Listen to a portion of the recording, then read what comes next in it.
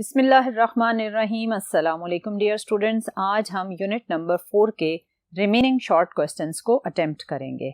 आज का जो फर्स्ट शॉर्ट क्वेश्चन है वो कुछ इस तरह से है। Meteor when enters into earth atmosphere it burns. What happen to its energy and momentum. Dear student, meteor क्या होते हैं? मीटियोर ऐसे रॉक पार्टिकल्स होते हैं जो सन के अराउंड डिफरेंट ऑर्बिट्स में रिवॉल्व कर रहे होते हैं और बाय चांस सम टाइम ऐसा होता है कि ये उस ऑर्बिट से निकलकर अर्थ एटमॉस्फेयर में एंटर हो जाते हैं। जब ये अर्थ के एटमॉस्फेयर में एंटर होते हैं तो इनकी काइनेटिक एनर्जी बहुत ज़्यादा होती है। जब ये ह्यूज काइनेटिक एनर्जी के साथ अर्थ के एटमॉस्फेयर में एंटर होंगे तो ऑब्वियसली अर्थ के एटमॉस्फेयर में डिफरेंट गैसेस, डिफरेंट पार्टिकल्स मौजूद हैं जिन्हें आप ओवरऑल एयर कहते हैं।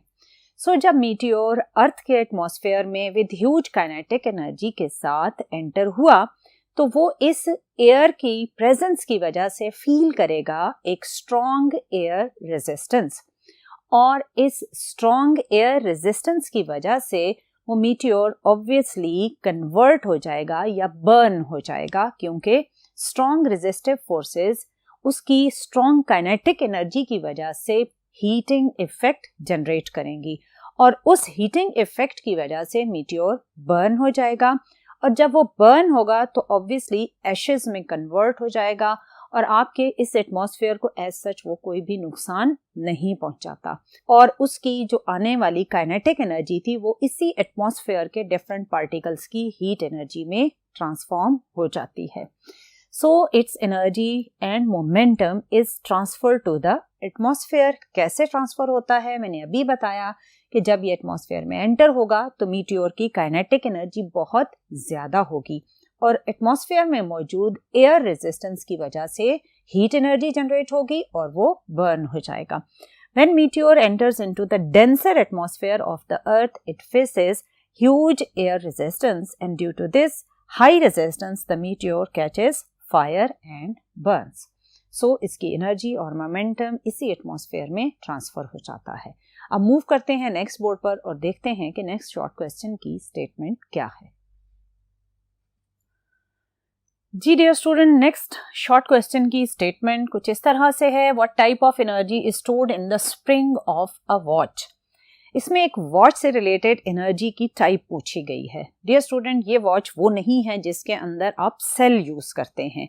ये वो वॉच है जिसकी साइड पर एक वाइंडिंग मटेरियल लगा होता है, जिससे आप वाइंड करते हैं तो उसके अंदर मौजूद यानी वॉच के अंदर मौजूद स्प्रिंग में एनर्जी स्टोर हो जाती है और वो स्टोर्ड एनर्जी उस वॉच की नीडल्स की मूवमेंट को मेंटेन रखती है।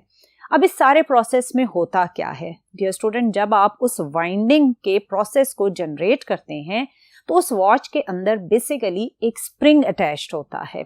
जब आप उसको वाइंडिंग कर रहे होते हैं तो उसके अंदर मौजूद स्प्रिंग कंप्रेस होता जाता है और जो वर्क आप वाइल वाइंडिंग परफॉर्म करते हैं वो वर्क उस स्प्रिंग के अंदर स्टोर हो जाता है in the form of elastic potential energy. और जब आप एक स्पेसिफिक वाइंडिंग के बाद रुक जाते हैं तो उस स्प्रिंग के अंदर क्या स्टोर हुआ? Elastic potential energy. स्प्रिंग उस स्टोर की हुई इलास्टिक पोटेंशियल एनर्जी को यूज करता है और उसको कन्वर्ट करता है into the kinetic energy of the needles of the watch. So जितनी देर तक वो स्प्रिंग उस स्टोर्ड एनर्जी को यूज करता रहता है, नीडल्स काइनेटिक एनर्जी गेन करती हैं और नीडल्स वॉच की मूव करती रहती हैं। जब स्प्रिंग सारी स्टोर्ड एनर्जी को यूज कर लेता है तो नीडल्स रुक जाती हैं।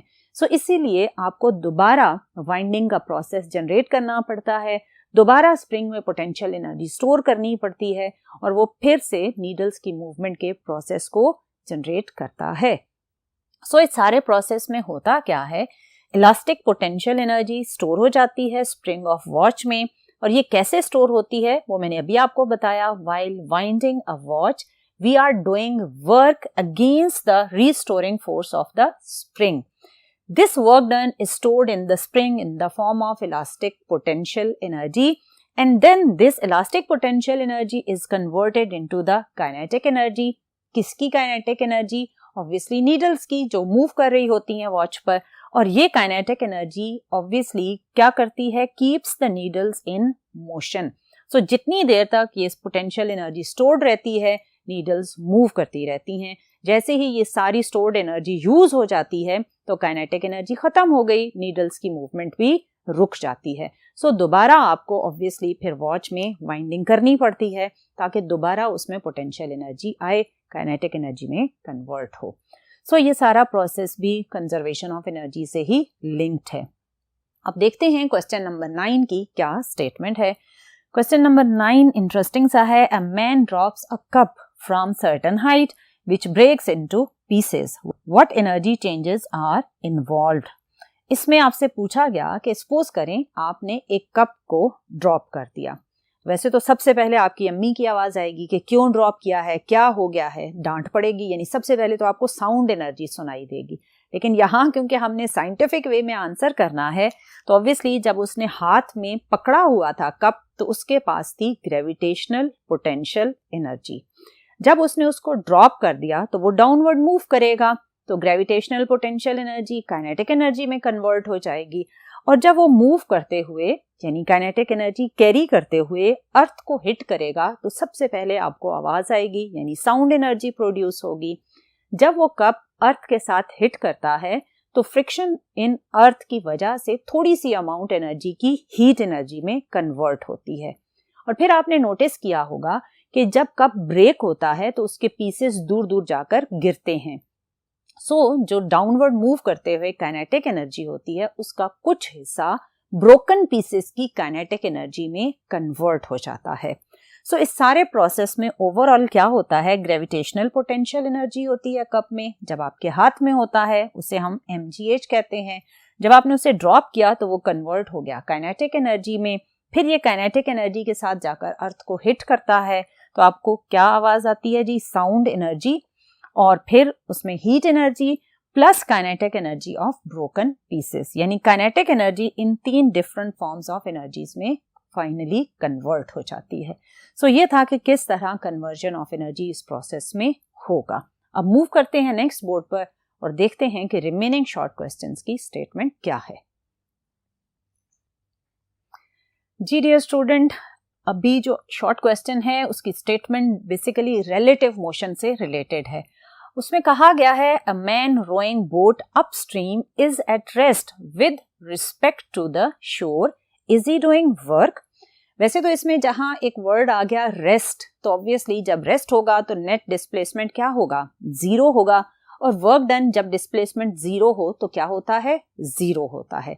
इसको डायरेक्टली रेस्ट के वर्ड से ही कुछ बच्चे कंक्लूड कर लेते हैं कि इसमें वर्क डन क्या होगा, 0 होगा। लेकिन इसमें क्योंकि रिलेटिव मोशन थोड़ी सी इन्वॉल्व है तो उसको समझ लेते हैं कि सपोज करें ये आपके पास एक स्ट्रीम है जिसमें बोट को आप अपस्ट्रीम रो कर रहे हैं, यानी यहाँ पर जो स्ट्रीम की वेलोसिटी है वो है डाउनवर्ड और जो बोट को आप मूव कर रहे हैं तो वो अपवर्ड मूव कर रही है विद सम वेलोसिटी। अब आपने शोर पर यानी किनारे पर खड़े होकर किसी ने इसकी मूवमेंट को ऑब्जर्व किया। अब जितनी स्ट्रीम की वेलोसिटी डाउनवर्ड है उतनी ही वेलोसिटी के साथ आप अपस्ट्रीम अगर रो कर रहे हैं तो नेट जो वेलोसिटी इसको मिलेगी वो 0 मिलेगी, या ये जो नेट डिस्प्लेसमेंट बोट का ऑब्जर्व करेगा वो 0 ऑब्जर्व करेगा। इसमें कहा गया कि a man rowing boat upstream is at rest, तो यस किसके लिए वो रेस्ट पर है, एक शोर से जो ऑब्जर्वर ऑब्जर्व कर रहा है उसके रेफरेंस से ये पर्सन जो बोट में बैठा हुआ है that person is at rest. No work is done by the man. Work किस तरह 0 हुआ, क्योंकि हमें मालूम है कि वर्क होता है scalar product of force and displacement. क्योंकि पर्सन रेस्ट पर है तो उसका नेट डिस्प्लेसमेंट क्या है, 0। वर्क डन भी क्या होगा, 0। इसमें जो पर्सन बोट पर एक फोर्स अप्लाई कर रहा है उसको वाटर की जो अप थ्रस्ट है वो बैलेंस कर रही होगी, नेट फोर्स 0 होगी। The applied force of the man just balance the thrust of the water and no displacement is covered, no displacement is covered, no work done. Obviously इस situation को आप यूं भी कंपेयर कर सकते हैं कि अगर आप खड़े होकर दीवार को पुश करना शुरू कर दें तो आप पूरा दिन फोर्स लगाते रहेंगे, लेकिन शाम को आप कहेंगे कि मैं बहुत ज्यादा थक गया हूं क्योंकि मैंने बहुत वर्क परफॉर्म किया है। लेकिन साइंस के अकॉर्डिंग आपने कोई भी वर्क परफॉर्म नहीं किया होगा, क्योंकि वो दीवार जिस पर आप फोर्स लगाते रहे हैं उसने तो कोई डिस्प्लेसमेंट ही कवर नहीं किया। जब डिस्प्लेसमेंट कवर नहीं होगा तो चाहे आप जितने भी थक जाएं, साइंस यही कहेगी कि आपने कोई भी वर्क परफॉर्म नहीं किया। ये तो था आज का 10th शॉर्ट क्वेश्चन। अब देखते हैं कि 11th शॉर्ट क्वेश्चन क्या है। 11th में पूछा गया, why energy savers are used instead of normal bulb. Normal bulb कौन सा था? वही बल्ब जिसमें येलो लाइट होती है और उसमें फिलामेंट को आप यूज करते हैं, और इसमें फिलामेंट के हीटिंग इफेक्ट से जो हीट एनर्जी जनरेट होती है उससे आप लाइट एनर्जी जनरेट करते हैं।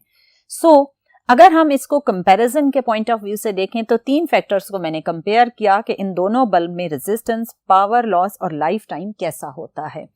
रेजिस्टेंस अगर आप नॉर्मल बल्ब की बात करें तो उसमें हीटिंग इफेक्ट की वजह से बहुत ज्यादा हाई रेजिस्टेंस होता है नॉर्मल बल्ब का, जबकि एनर्जी सेवर्स में जो रेजिस्टेंस की वैल्यू है वो बहुत ही कम होती है। इसका रेजिस्टेंस क्योंकि हाई है तो ऑब्वियसली यहाँ पर जो पावर लॉसेस होंगे वो बहुत ज्यादा होंगे। इसका रेजिस्टेंस कम होने की वजह से यहाँ पर पावर लॉसेस लो होंगे। अगर पावर लॉसेस कम है एनर्जी सेवर्स में तो एनर्जी सेवर्स की जो एफिशिएंसी है वो बहुत ज्यादा होगी as compare to normal bulb.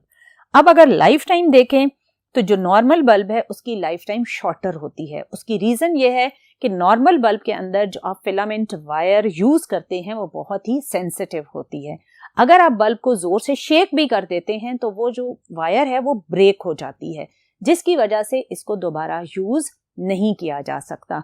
इसकी लाइफ टाइम बहुत ज्यादा सेंसिटिव होने की वजह से कम होती है, जबकि जो एनर्जी सेवर्स हैं इनका सेंसिटिविटी फैक्टर कम होता है, इनकी लाइफ टाइम लॉन्गर होती है और as compare to normal bulb इनकी लाइफ टाइम 10 टाइम्स ज्यादा होती है।